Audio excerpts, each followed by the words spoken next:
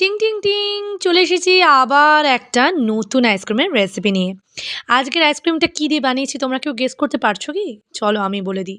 এটা আমি বানিয়েছি নারকোলের দুধ দিয়ে। যদিও নারকোলের দুধটা আমি বাজার থেকে কিনে এনেছিলাম। তোমাদের বাড়িতে ফ্রেশ নারকোল থাকলে সেটা থেকে কিন্তু দুধ বার করে নেবার চেষ্টা করবে। এছাড়া নিয়েছি কনডেন্সড মিল্ক, এখন তো এটা সব জায়গায় অ্যাভেলেবেল। তারপরে যেটা নিয়েছি এটা হচ্ছে বাদামের গুঁড়ো, আমন্ডস, কাজু বাদাম আর এমনি পিনাটকে শুকনো খোলায় ভেজে নিয়ে তারপর গুঁড়ো করে নিয়েছি। এটা সাধারণত আমার মেয়েকেই খাওয়াই, তবে এই আইসক্রিম আমি ইউজ করে দেখেছি, খুব ভালো লাগে খেতে। এরপরে নিয়েছি ময়দা, যে ময়দা দিয়ে আমরা লুচি পরোটা তৈরি করি, একদম সেই ময়দা। মাত্র আর মাত্র এই 4টে ইনগ্রেডিয়েন্টস দিয়ে আমি কি করে এত সুন্দর আইসক্রিমটা বানালাম, চলো সেটাই তোমাদের সঙ্গে শেয়ার করব। নমস্কার, আমি সায়ন্তনী, ব্যাঙ্গালোর থেকে চলে এলাম আজকে আবারও একটা আইসক্রিমের রেসিপি নিয়ে। এর আগেও কিন্তু আমি তোমাদের একটা আইসক্রিমের রেসিপি শেয়ার করেছিলাম, ম্যাঙ্গো আইসক্রিম, আর এবারে চলে এলাম নারকোলের আইসক্রিমের রেসিপি। নারকোলের দুধ নিয়ে নিয়েছি হাফ কাপের মতো, আর সেই সমপরিমাণ নিয়েছি কনডেন্সড মিল্ক। তোমরা যতটা নারকোলের দুধ নেবে ঠিক ততটাই কিন্তু কনডেন্সড মিল্ক নেবে, আর এটা অবশ্যই একটা এয়ারটাইট কন্টেনারে নেবে। তারপরে নিয়ে নিয়েছি 1 টেবিল স্পুন মতো ময়দা, দিয়ে ভালো করে একটা বিটার দিয়ে বা একটা হুইস্কার দিয়ে হুইস্ক করে নিচ্ছি। ভালো করে এটাকে হুইস্ক করতে হবে যাতে কোনো রকমের ময়দার লাম্পস না থাকে এবং একটা ক্রিমি টেক্সচার চলে আসবে। যখন এটা নাড়াতে থাকবে তোমরা তখনই বুঝতে পারবে যে একটা ক্রিমি টেক্সচার চলে আসছে, আর মিষ্টির ব্যালেন্সটাও তোমরা একবার চেক করে নেবে।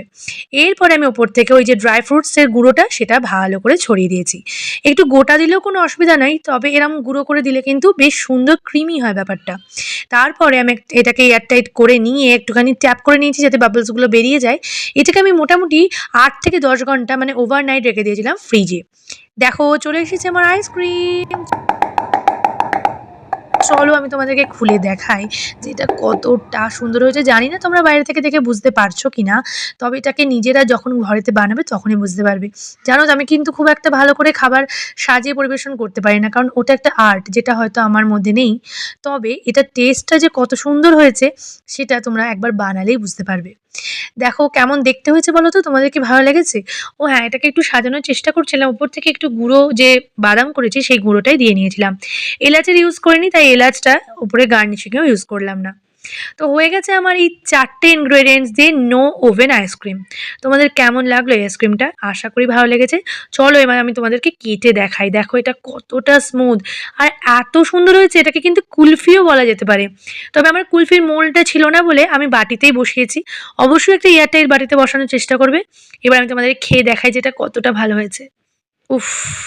একটা স্বর্গীয় স্বাদ, স্বর্গীয় স্বাদের অনুভূতি। একবার বানিয়ে দেখো, একবার খেয়ে দেখো, তাহলে কিন্তু বুঝতে পারবে যে এটা কতটা টেস্টি।